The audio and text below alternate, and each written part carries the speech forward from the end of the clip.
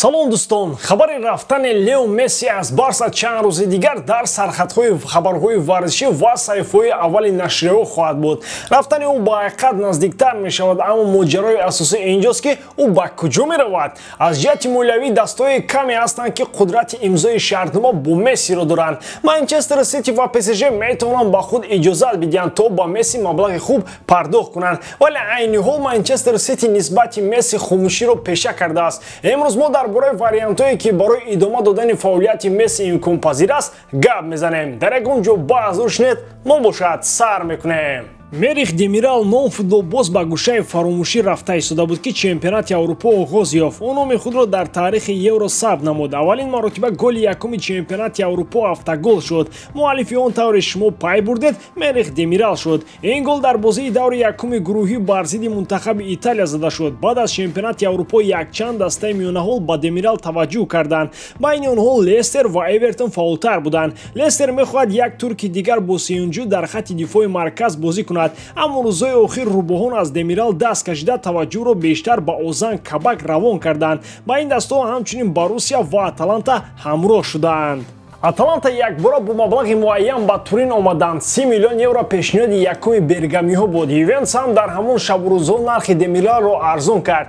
гуфтушунидҳо байни дастҳо хуб ҷараён доштанд ва тимҳои дигар як-як ақиб мемонданд. Дар ниҳояти кори Юве ва Аталанта ба хулосае омаданд ки Демирал ба Бергамо ҳамчун бозингари иҷоравӣ меравад. Туриниҳо барои ин аренда 3 миллион евро кор мекунанд. Ҳамчунин Аталанта ҳақ дорад ки Демиралро бо нархи 25 миллион евро бихарад. Аз чунин имконият бергамиҳо истифода карданд, аммо на барои харидани Демирал, балки барои гирифтани Кристиан Ромеро. Дар баробари хабари расмии иҷораи Демирал, Аталанта аз он хабар дод ки Кристиан Ромеро аз Юве бо нархи 16 миллион харидорӣ шуда, баъд Тоттенхем бар ивази 50 миллион евро фурӯхта шуд. Аммо инро мегӯям бизнес. Сити дар бозори трансферӣ ба футболбозони дигар таваҷҷӯҳ дорад. Грилиш аллакай дар Сити аст ва мегӯяд ки Пеп беҳтарин мураббӣ дар ҷаҳон мебошад. Баъди Грилиш Манчестер Сити таваҷҷӯҳи худро ба Кейн равон мекунад, на ба Месси. Бо тамоми эҳтиром нисбати Месси ӯ барои Сити нолозӣ менамояд. Президенти Барселона атрофи рафтани Месси ибрози андеша карда ишора кард ки мо мехостем Месси дар Барса боқӣ монад. Месси ҳамин мақсадро дошт, аммо бо сабабҳои маҳдудиятҳои молиявӣ ин номумкин шуд. Ман намехоҳам умедҳои бар дурӯғ диҳам. То он даме ки қоидаҳои ферплей тағйир наёбанд, мондани Месси дар Барса номумкин аст. ӯ бо дастаҳои дигар гуфтушунӣ дорад ва бояд дар бораи ояндаи худ андеша кунад.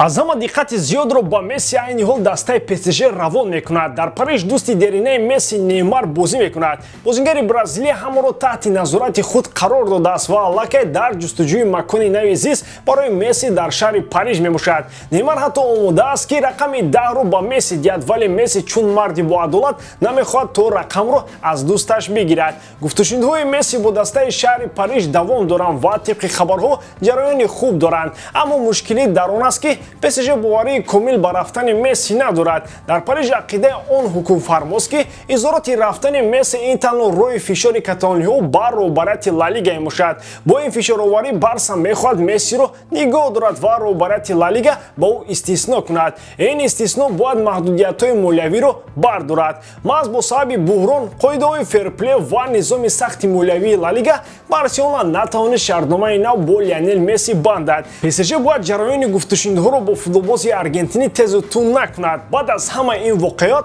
ҳолати равонии Месси он қадар хуб нест. Барои ҳамин ҳам Неймар ки ҳамчун сарлашкар дар ин трансфер аст, муносибат ва гуфтушунидро бо Месси дуруст ба роҳ монад. тарси он ки Барселона бо роҳи имзо накардани шартномаи Месси ба роҳбарияти Ла Лига фишор меорад водорад. Новобаста аз ин ПСЖ имконияти ба даст овардани Мессиро аз даст нахоҳад дод. Каутино метавонад ба Премер Лигаи Англия баргардад. Ин навбат ба Тоттенхем. Шояд баргаштан ба Англия корномаи футболбози бразилиёро такони нав бахшад. Пас аз он ки Каутино Ливерпулро ба Барса иваз кард, ӯ бештар азобу машаққат кашид. Корномаи ӯ ки бо суръати кайҳонӣ пеш мерафт, бо ҳамин суръат ақиб гашт. Иҷораи ӯ дар Бавария андаке ба ӯ кӯмак намуд. ӯ бо Бавария дар Лигаи Чемпионҳо қаҳрамон шуда ба ҳайси чемпиони Аврупо ба Барселона баргашт. Чунон менамуд ки дар мавсими нав ҷилову дурахши Каутино дурахшон мешавад. Истораи ӯ аз ҳама ҷилӯтар мешавад. Новобаста аз он ки зер роҳбарии Куман бозингари бразилӣ мавсимро хуб оғоз кард, мушкилиҳои ӯ дар Барса идома ёфтаанд.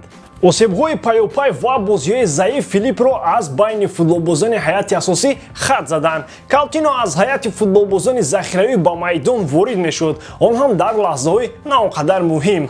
Дар маҷмӯъ мавсими гузашта Каутино дар 14 бозӣ иштирок карда танҳо 2 гол зад. Дар Тоттенхэм омода ҳастанд ки ба Каутино имконияти навбатӣ аз сар гирифтани карьераашро бидиҳанд. Дастаи шаҳри Лондон дар сурати аз даст додани Харри Кейн бозигарони навро ба даста ҷалб мекунад. ҷиҳатҳои манфии рафтани Харри Кейн барои Тоттенхэм хеле зиёданд, аммо дар баробари ин ягона ҷиҳати мусбат ҳам ҳаст ки ин кор кардани маблағ мебошад. Сити метавонад барои трансфери Кейн 150-180 миллион фунт сарф кунад. Ба ин маблағ лондониҳо метавонанд ҳайати худро қавӣ намоянд ва яке аз харидорҳои эҳтимолӣ маҳз бозингари 29 солаи бразилӣ Филиппи Каутино мебошад. ба ҳамин том дӯстон, боварӣ дорам ки эҷодкории ман ба шумо писанд меояд. Лайк, комментария ва дар канал обуна шуданро аз ёд набароред. Бо шумо буд Муҳаммад Гаиров. Хай дар паноҳи Аллоҳ.